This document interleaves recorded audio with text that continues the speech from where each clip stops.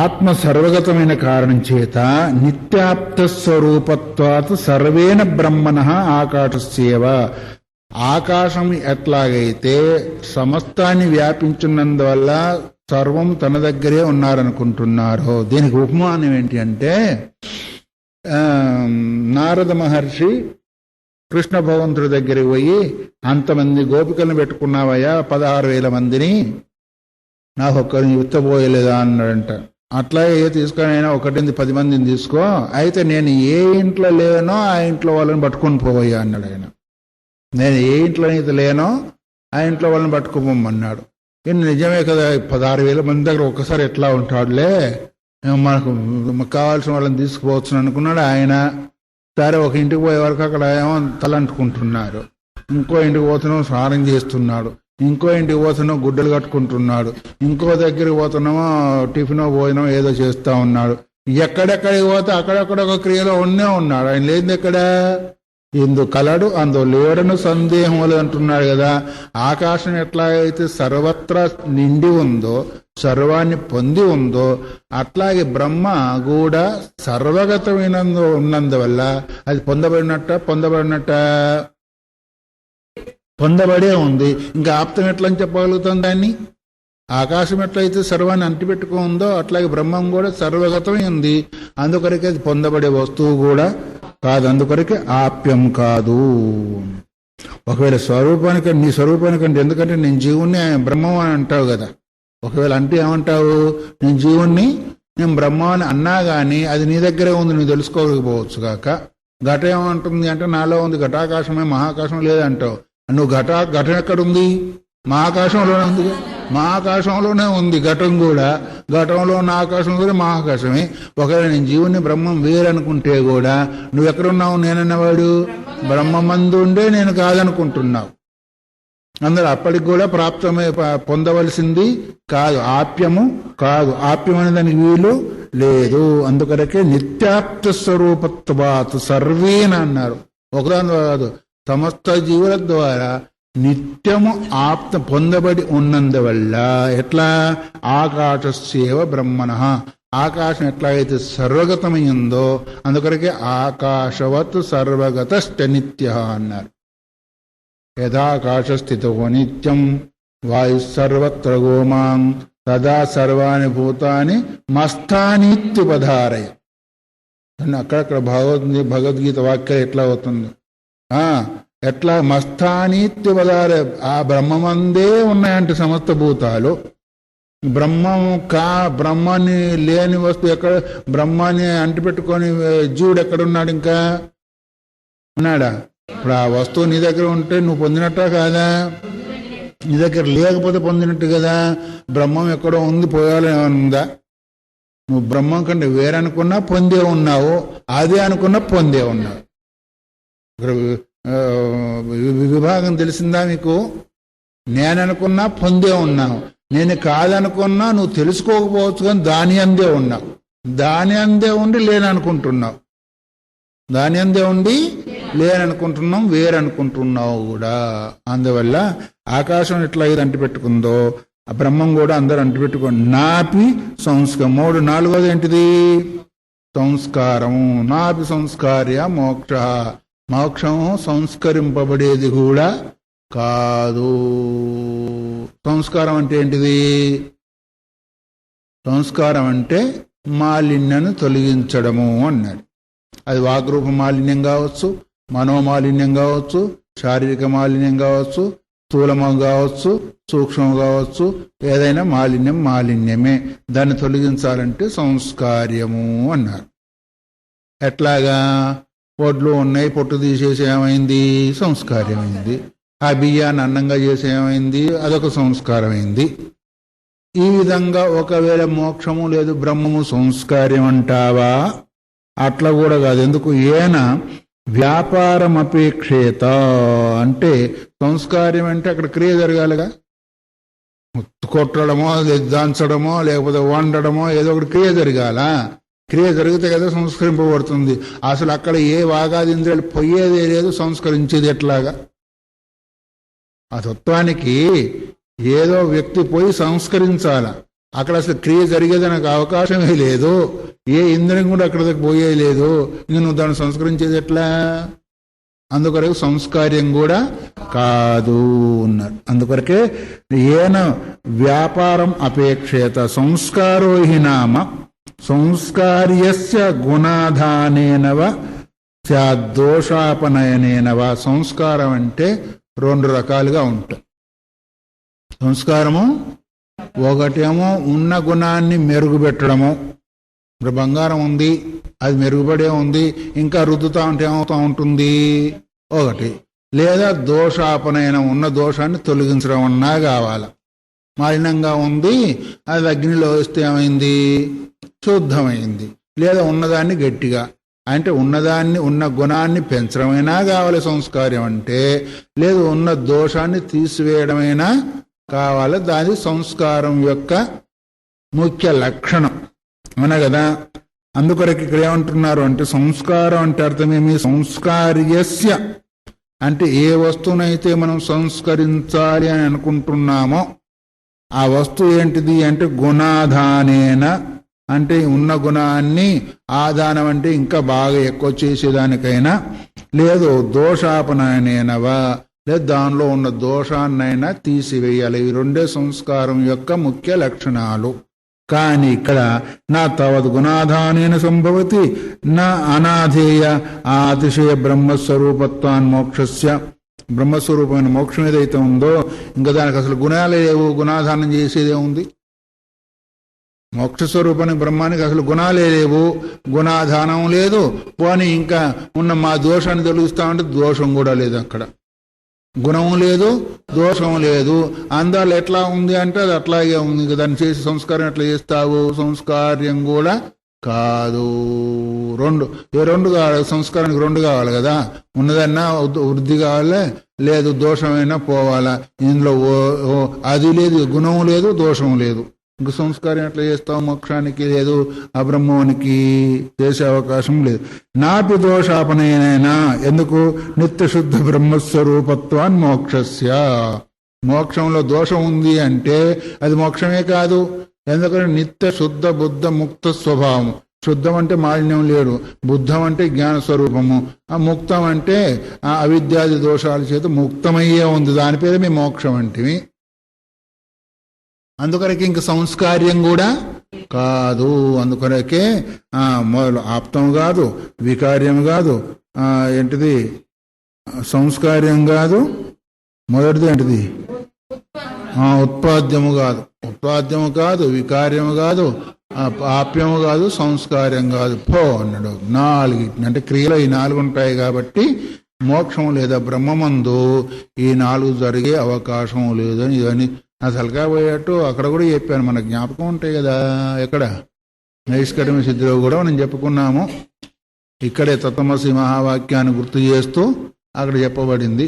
సరే, మొత్తానికి ఎట్లాగైతుంది దిబద్ధం సుబద్ధం చేత మళ్ళీ రెండోసారి విన్నాం కాబట్టి అది మరణం కూడా అయింది అనుకో. అందుకొరకు ఇప్పుడు మోక్ష స్వరూపమైన బ్రహ్మమందు ఈ 4 క్రియలు ఉండేదానికి అవకాశము లేదు అనేదాన్ని సంపూర్ణంగా నిర్ధారణ చేసి చెప్పారు. తర్వాత స్వాత్మధర్మ ఏవ సంస్థిరోభూత మోక్షో క్రియయ ఆత్మని సంస్క్రియమానే అభివ్యజ్యతే యథాదర్శే నిగర్షణ క్రియయ సంస్క్రియమానే భాస్వరత్వం ధర్మ ఇది చేత్.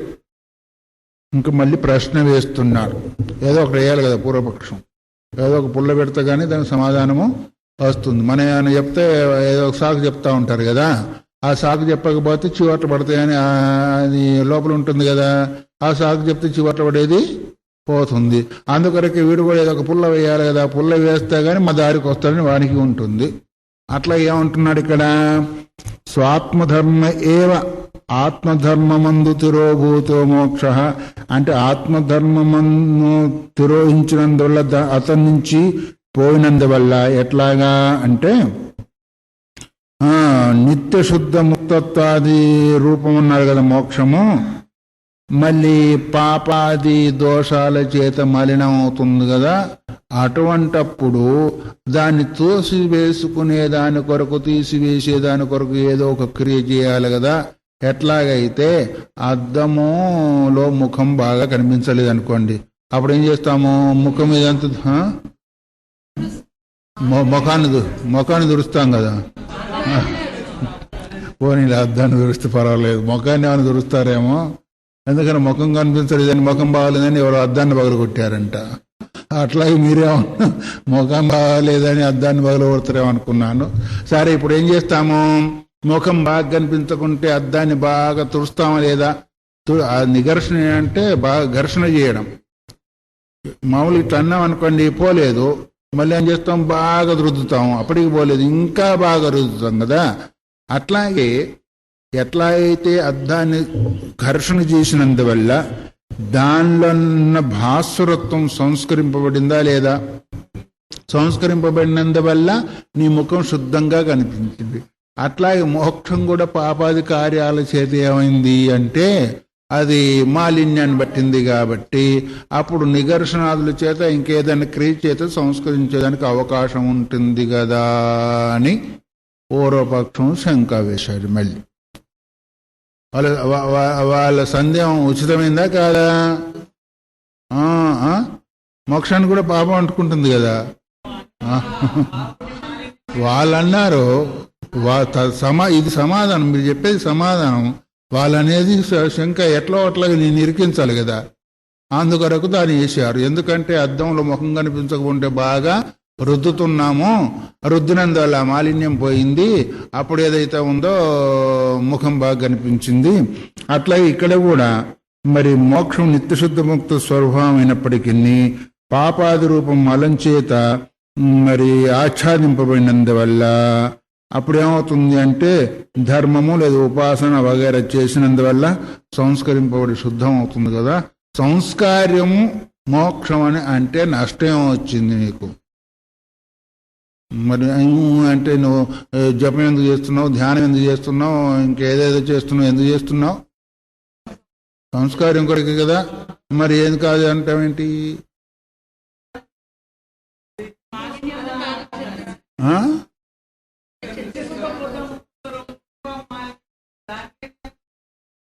మరి ఇప్పుడు దేని చేస్తున్నావు? ఇప్పుడు దేనికి మోక్షం కలగాలని చేస్తున్నావు? ఇప్పుడు జీవుడు ఆత్మ వేరు కాదు, అంత సర్వగతమని మేము విన్నాం కదా. మళ్ళీ జీవుడు ఏంటి? ఆత్మ ఎందుకు దగ్గర చేసేది ఎవరి కొరకు చేస్తుంది? మాలిన్యం, ఎవరి మాలిన్యం? ఇప్పుడు మాలిన్యం శుభ్రం చేస్తే సంస్కారం అయిందా లేదా? ఇప్పుడు వాళ్ళ దారికి మనం వెళ్ళిపోయాం కదా. ఇంకా అప్పుడు అంటే పాపపుణ్యాల చేత మలినం పొందింది కాబట్టి ఏదో ఉపాసనాలు చేస్తున్నాం కాబట్టి శుద్ధం అవుతుంది, అప్పుడు సంస్కారం అయినట్టే కదా అని వాడు పూర్వపక్షి అడుగుతున్నాడు. సమాధానం చెప్పాలా వద్దా? ఇప్పుడు మరి ఉపాసన, ధ్యానము, జపము, యోగం వగైరా అన్ని చేస్తున్నాం, పారాయణ గిరాన్ని చేస్తున్నాము పాపం పోవాలని. ఇప్పుడు సంస్కారమా కాదా మోక్షము? చాలకాయ.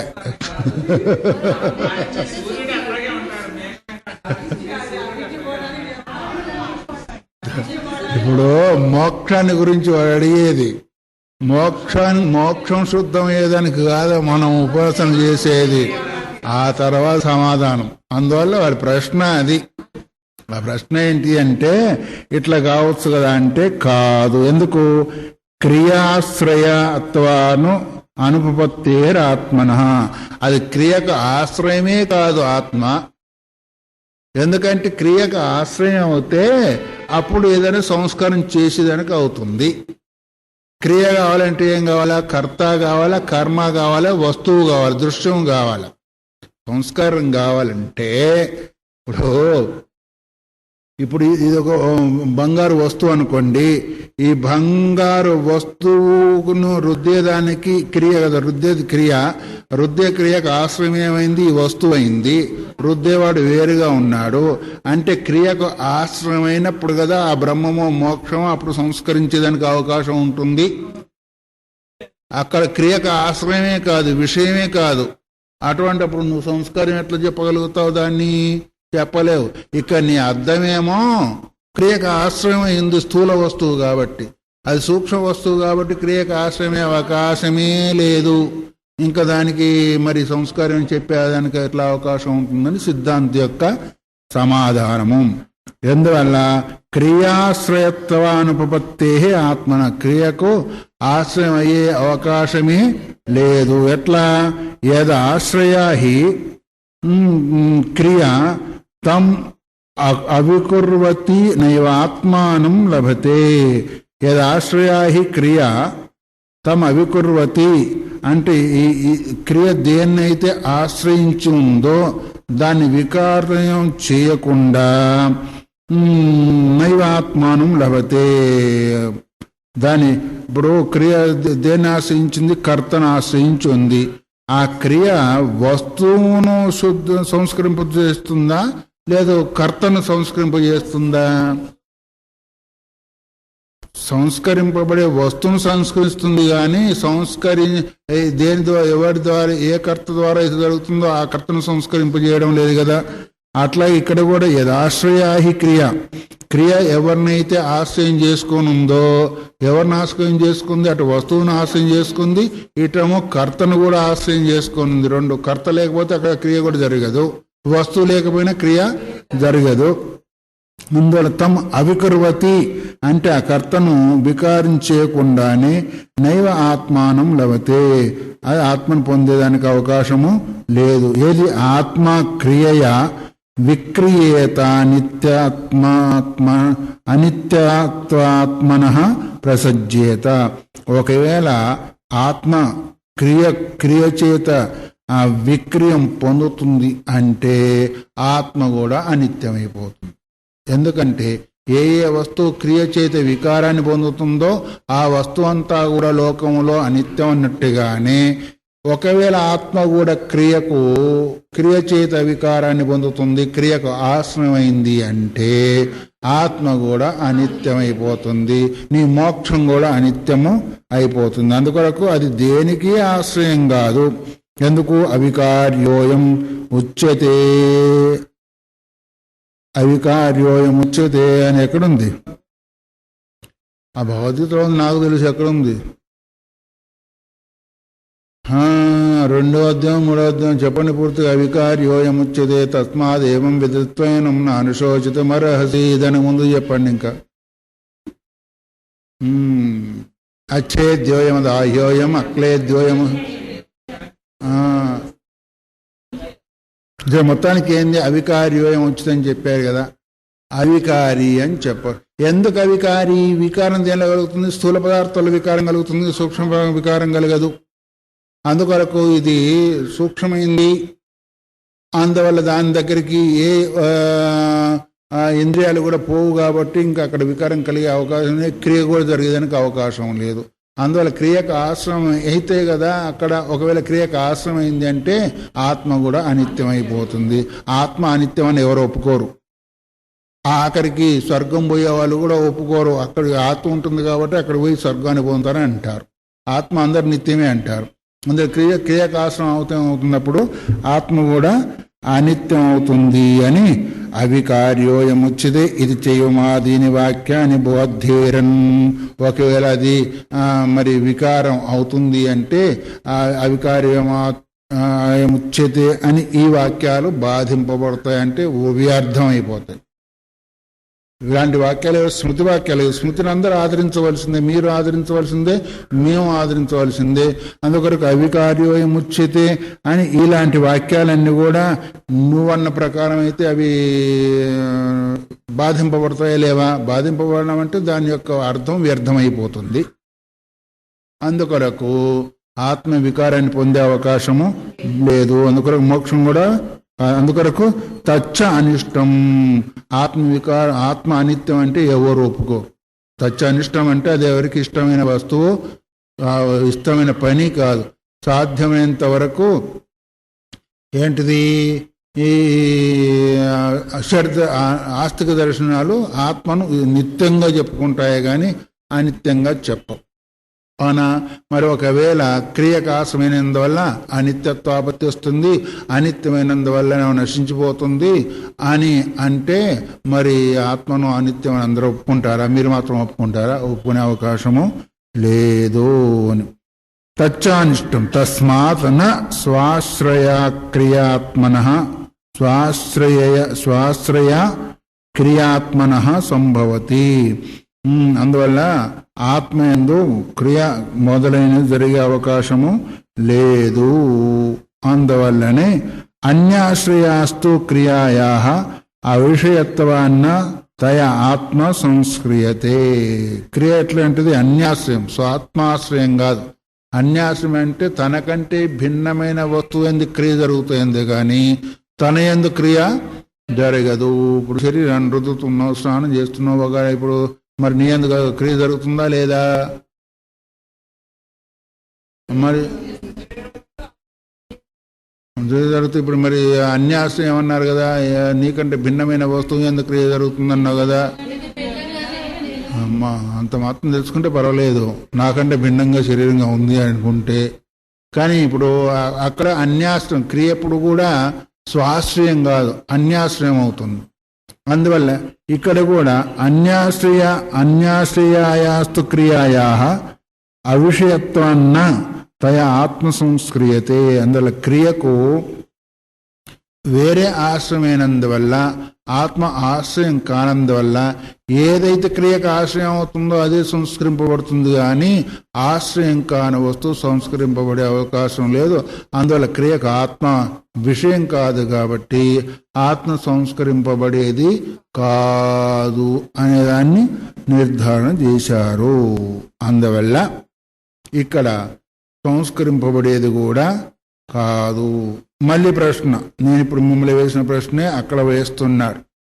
నన్ను దేహాశ్రయ స్నాన ఆచమన యజ్ఞోపవీతాది క్రియయ దేహి సంస్క్రియమానో దృష్ట. పూర్వపక్షం వేస్తున్నాడు.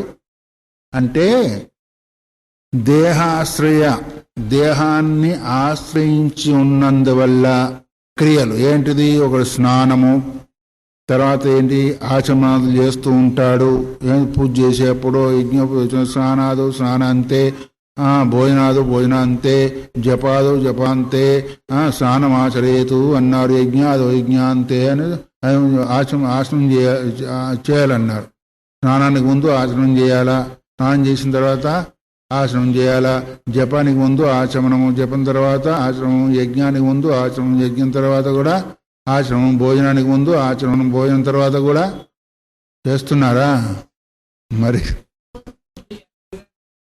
తర్వాత గుర్తుండి చేస్తాం లేకపోతే లేదు, గుర్తుండి చేస్తాం లేకపోతే లేదు. కానీ జపానికి ముందు చేస్తున్నా, జపం తర్వాత చేయాలగా, ఇది కూడా ఒక సంస్కారమే. ఎందుకు అంటే అది దీనికి పెద్ద అవమానం ఉంది. దేనిలో? ఛాందోగ్యోపనిషత్తులో ఆచమనం ఎందుకు చేయాలనేది చెప్పాను ఇది వరకులే. అది చెప్తే మీకు పెద్ద కథ అవుతుంది. కానీ 2-3 సార్లు చెప్పాను, గుర్తుందో గుర్తులేదు. ముందు ఆచమనమేమో ప్రాణానికి కటివస్త్రము, తర్వాత ఆచమనేమో ప్రాణానికి ఉత్తరీయం అని కదా చెప్పుకున్నాం. ఆ కథ అంతా కూడా చెప్పాములే. అదే దేహాశ్రయ స్నానాచమన యజ్ఞోపవీతాది క్రియ. సరే, స్నానం చేస్తున్నాము, ఆ స్నానం వల్ల శరీరం సంస్కరింపబడుతుందా లేదా, శుద్ధం అవుతుందా లేదా, దేహాన్ని ఆశ్రయించిందా లేదా, ఆచమనం చేసినందుల ప్రాణం, లోపల ఉన్న ప్రాణం శుద్ధమైందా లేదా, యజ్ఞోపేత సంస్కారం చేసినందువల్ల ఏమవుతుందంటే గాయత్రి మంత్రోపాసన చేస్తున్న చిత్తం కూడా శుద్ధమైందా లేదా. ఇక్కడ 3 గ్రహించాడు. క్రియలు 3 రకాలుగా అన్నాం కదా, శారీరకము, వాచికము, మానసికము. శారీరకం ఏంటిది? స్నానం చేసినందువల్ల అయింది. వాచక ప్రాణం ఎట్లా శుద్ధి అయిందంటే ఆచమనం చేసినందువల్ల శుద్ధమైంది. తర్వాత యజ్ఞోపేత సంస్కారాల వల్ల ఏమైంది అంటే మనసు కూడా శుద్ధమైంది. ఈ క్రియ చేత దేహి సంస్క్రియమానో దృష్ట, శరీరి అని జీవుడు సంస్కరింపబడ్డాడు అని తెలియబడుతుంది. ఎందుకంటే స్నానం చేయకపోతే దగ్గరికి రానివ్వరు. అవును కదా. మరి భోజనాల సమయంలో ఆశ్రమాలు చేయకపోతే ఏమంటారు అంటే వీడు అబ్రాహ్మణుడని పంపించేసేస్తూ ఉంటారు. అప్పుడు కానీ తెలుస్తూ ఉంటుంది కొంతమందికి. అది కూడా ఒక కథలేండి. ఆ తర్వాత ఏంటిదంటే యజ్ఞోపేత సంస్కారం లేకపోతే బ్రాహ్మణులలో కూడా పుణ్యకర్మలు చేయనివ్వరు. అవి జరుగుతూనే సంస్కరింపబడ్డారని కదా. ఆయా క్రియాల యందు స్నానం చేస్తే దగ్గరికి రాణిస్తారు, పూజా దగ్గర చేస్తూ ఉంటారు. ఎందుకంటే అశుద్ధంగా ఉన్నాడు శుద్ధమయ్యాడని. అక్కడ ఒక సంస్కారం జరిగిందా లేదా? ఆ ఆశ్రమాదుల వల్ల కూడా జరుగుతుంటుంది కాబట్టి అది ఒకటికి సంస్కారము. యజ్ఞోపి సంస్కారమైన వాళ్ళు మాత్రమే యజ్ఞం వగరి చేయాలా, హోమం వగరి చేయాలనే విధానం ఉంది. అక్కడ కూడా సంస్కారం ఇందా కాలేదా? అందువల్ల దేహి శరీరే సంస్కరింపబడ్డట్టు వీటి వల్ల తెలుస్తుందా లేదా? తెలుస్తుంది. అందువల్ల దేహి దృష్ట నా దేహాది సంహతస్యైవ అవిద్యాగృహీతస్య ఆత్మనః సంస్క్రియమానత్వాత్. అందువల్ల దృష్ట అంటే లేదు. దానికి సమాధానం చెప్తూ ఉన్నాడు. నా దేహాది సంహతస్యైవ అవిద్యాగృహీతస్య ఆత్మన సంస్క్రియమానత్వాదు. దేహాదులయందు నేననే భావం కలిగిన వాడు మాత్రమే, దేహాదులయందు నేను, దేహాది సంహత అంటే ఏంటిది? సంయోగం కలిగిన వాడు. దేని చేత? అవిద్యాగృహీతస్య ఆత్మన, అవిద్య చేత నేనే ఈ శరీరమే నేను అని అనుకున్న వాడికి మాత్రమే అది అవుతుంది. కానీ దానికి భిన్నంగా నేను అనుకున్నవాడు కావడం లేదు. అంటే ఇక రేపటి నుంచి ఇక స్నానాలు వగైరా మానేసి చేయండి, అక్కర్లేదు, బాగా ఉంటుంది ఇంకంతే. అందువల్ల ఇప్పుడు ఎవరు చేస్తున్నారు? దేహమే నేను అనుకునేవాడు ఎందువల్ల అనుకుంటున్నాడు? అవిద్య చేత, స్వరూపావిద్య చేత దేహం అని అనుకున్నవాడు నేను స్నానం చేస్తున్నాను, స్నానం చేసిన వల్ల శుద్ధమవుతున్నాను, యజ్ఞోపతి సంస్కారం చేయించుకుంటున్నాను, అందువల్ల శుద్ధమవుతున్నాను అనే భావన కలిగి ఉంటాడు. గాని సంస్కృతత్వ ప్రత్యక్షం ఈ స్నానాచమనాదే దేహ సమవాయిత్వం, ప్రత్యక్షంగా అది కనిపిస్తూనే ఉంది. స్నానం ఆచరణమానం వల్ల దేహ సమవాయిత్వం, ఆచమనాదుల వల్ల ఏం చేస్తుంది? దేహ సమవాయిత్వం అంటే దేహం వల్ల, దేహం ఉంటే అవి ఉంటున్నాయి, లేకపోతే లేవు, దేహానికి సంబంధించినవే కానీ ఆత్మకు సంబంధించినవి కాదు అని అది ప్రత్యక్షంగానే కనిపిస్తూ ఉంది. అందువల్ల అక్కడ సంస్కరింపబడేది దేహం కానీ ఆత్మ కాదు, మోక్షము కాదు. అందువల్ల తయా దేహాశ్రయా తత్ సంహత ఏవ కశ్చిద్ అవిద్యయా ఆత్మత్వేన పరిగృహీత సంస్కృతి ఇది యుక్తం నచ యుక్తం. అందువల్ల ఏం చెప్తున్నాడు అంటే దేహాశ్రయ సంహత ఏవ కశ్చిద్ అవిద్యయాత్మత్వేన, దేహాన్ని ఆధారంగా చేసుకొని దేహ సంబంధం పెట్టుకొని ఒకానొకడు అవిద్యా కారణం చేత దాన్ని ఆత్మస్వరూపంగా గ్రహించాడు. ఆత్మత్వేన పరిగృహీత అంటే శరీరాన్ని ఆత్మగా గ్రహించాడు. కాబట్టి ఎవరు గ్రహించుకుంటున్నాడు? సమస్త లోకమంతా కూడా శరీరాన్ని ఆత్మగా గ్రహిస్తున్నారు కాబట్టి దాని సంబంధమే చేస్తున్నాడు. అందులో సంస్కృతి ఇది యుక్తం నచ యుక్తం అంటే ఏంటిది? దేహాన్ని అంటిపెట్టుకున్నందువల్ల, దేహాన్ని సంస్కరించినందువల్ల దేహంతో పాటు దానిలో ఉన్న జీవుడు కూడా సంస్కరింపబడుతున్నాడు అని చెప్పేదానికి వీల్లేదు. దేహాన్ని సంస్కరించినందువల్ల లోపల ఉన్నవాడు కూడా సంస్కరింపబడుతున్నాడు. వాడిని సంస్కరించే దాని కొరకే అయ్యో స్నానం చేసిన కాబట్టి చాలా హాయిగా ఉందండి మనసు ఈరోజు అంటున్నాము. స్నానం చేసింది దేని కొరకు? మరి హాయిగా ఉంది దేనికి? అట్లాగే శరీరం సంస్కరింపబోతే లోపల ఉన్న ఆత్మ కూడా సంస్కరింపబడుతుంది. నష్టమే. అది ఎట్లా అవుతుంది?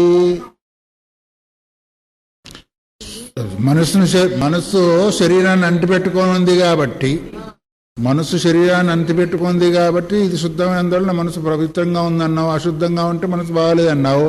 అట్లాగే జీవాత్మ కూడా శరీరాన్ని అంటిపెట్టుకుంది కాబట్టి శరీరం సంస్కరింపబడినందువల్ల అది కూడా సంస్కరింపబడింది అంటే నష్టమేమి?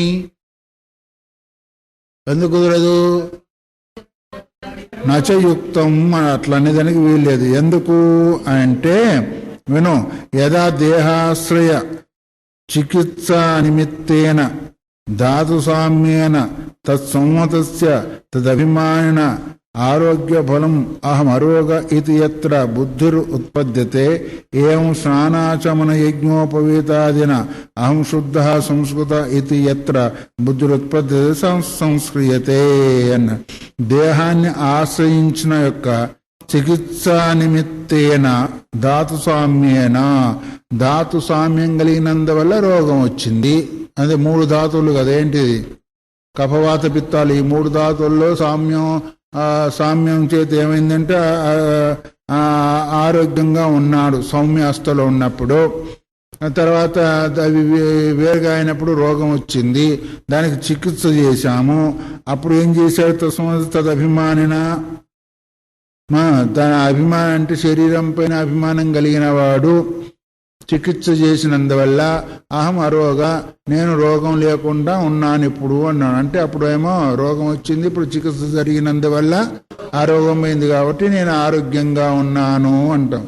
అంత ఆరోగ్యంగా ఉన్నంట మేమంతా ఆరోగ్యంగా ఉన్నామని అంటా లేదా? మరి అందువల్ల ఇప్పుడు చికిత్స జరిగినందువల్ల నేను రోగం లేను అని అన్నాడు లేదా? ఎత్ర బుద్ధి ఉత్పద్యతే, ఇలాంటి బుద్ధి ఉత్పన్నమవుతుందా లేదా?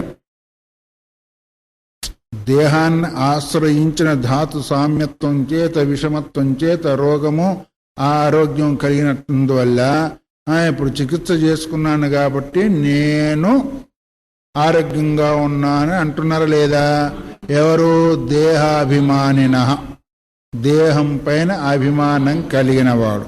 అట్లాగే ఏవం నేను ఆరోగ్యంగా ఉన్నాను ఎట్లాగైతే చెప్తున్నాడో అదే ప్రకారంగా స్నాన ఆచమన యజ్ఞోపవితాదిన ఆం శుద్ధ సంస్కృత, స్నానం చేసినందువల్ల యజ్ఞోపతి సంస్కారం చేసినందువల్ల ఆచరణ చేసినందువల్ల అబ్బా నేను ఈరోజు పవిత్రం అయిపోయాను, నా జన్మ తరించింది అంటున్నారా లేదా? మరి అట్లాగే ఎట్లాగైతే అక్కడ రోగం పోయినందువల్ల నేను ఆరోగ్యంగా ఉన్నా అంటున్నానో మీలాంటి వాళ్ళ దర్శనమైంది కాబట్టి నేను జన్మ ధరించింది, నా జన్మ ధరించింది, యజ్ఞోపేత సంస్కారం అయింది, మంత్రోపదేశం అయిపోయింది, నేను మోక్షమే పొందాను అంటున్నావా లేదా? అందువల్ల ఇవన్నీ వ్యవహారం జరుగుతున్నాయా లేదా? ఎప్పుడది? దేహాభిమానిన అన్నాడు, దేహం పైన. అందుకని దేహాభిమాన